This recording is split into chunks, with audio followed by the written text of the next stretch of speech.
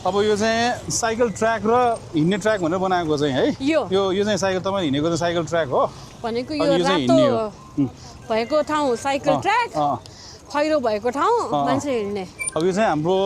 ललितपुर साइडमा यो चाहिँ उता अलमोस्ट एयरपोर्टदेखि यता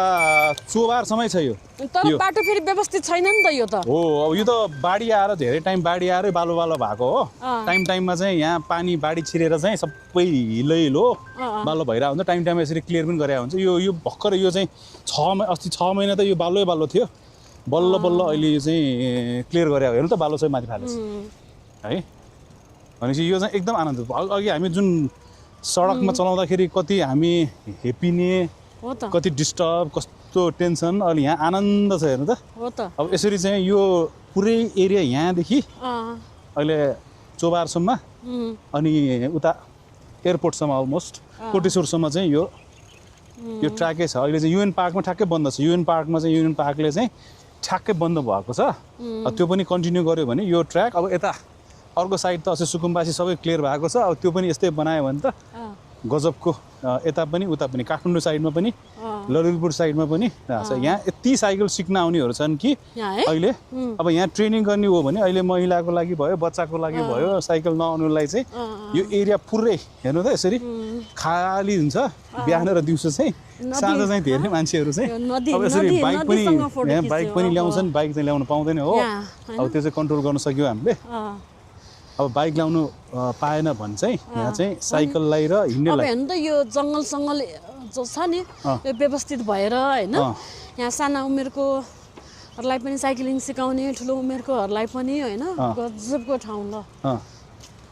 यति राम्रो छ कि अब यहाँबाट हामीले व्यवस्थित टुरहरू पनि गर्न सक्छौँ विदेशीहरूलाई होइन सबै यहाँबाट चोबार फर्पिङ जानु मिल्यो मजाले यहाँ अब रोडै नछुइकन सिधै जानुभयो भने चाहिँ ठ्याक्कै यो जुन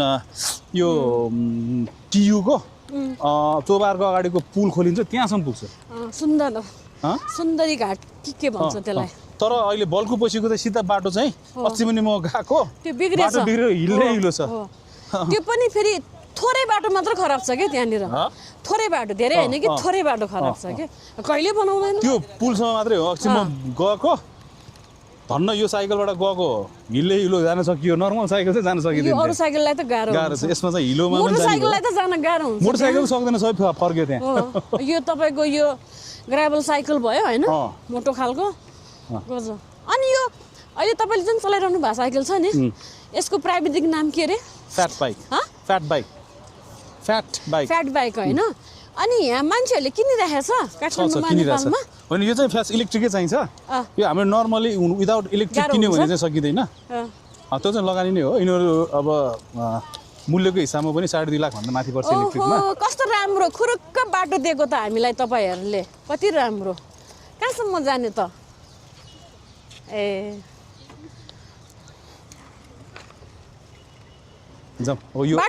बाटो दिनुहोस् भन्नै परेन कि कति राम्रो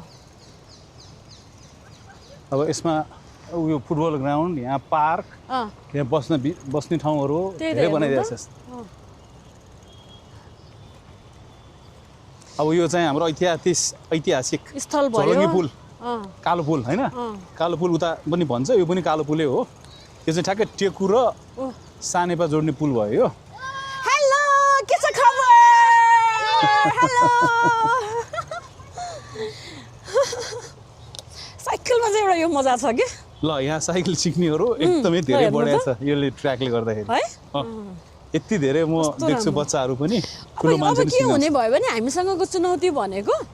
सानो बेलामा साइकल सिक्यो रमाइलो पनि हुन्छ नि त प्रायः जसले पनि चलाउँछ त्यो सदाबहार जिन्दगीमा साइकल चलाउने छ नि त्यो चाहिँ कसरी बढाउने भन्ने चुनौती छ कि हामीमा नि त्यो चुनौती नै हो यसरी चलाउन थाल्यो भने अब हामीले बच्चाहरूलाई कन्टिन्यू गर्यो स्कुलहरूमा कन्टिन्यू गर्यो धेरै मान्छेहरूलाई चाहिँ यसरी यो ट्र्याकहरूमा साइकल गराउन थाल्यो भने चाहिँ हुन्छ पानीबाट जान त मिल्दैन होला यहाँबाट जाने हो नि त यहाँ माथिबाट आउनु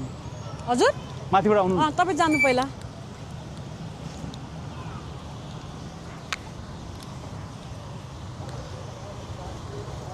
किनभने यो बाटो म पहिलोचोटि आउँदैछु नि त बाटो चाहियो बाटो हेलो आराम हुनुहुन्छ साइकल चलाऊ स्वस्थ बनाऊ घरमा राम्ररी पुगाऊ भन्ने भयो के सिकाउँ न सिकाउँ ल हामी सिकाइदिइहाल्छौँ नि ल आउनु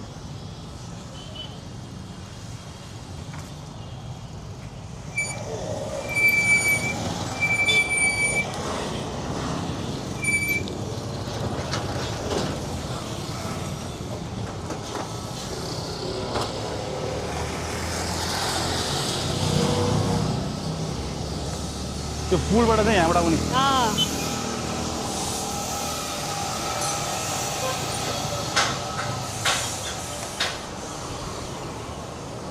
यहाँ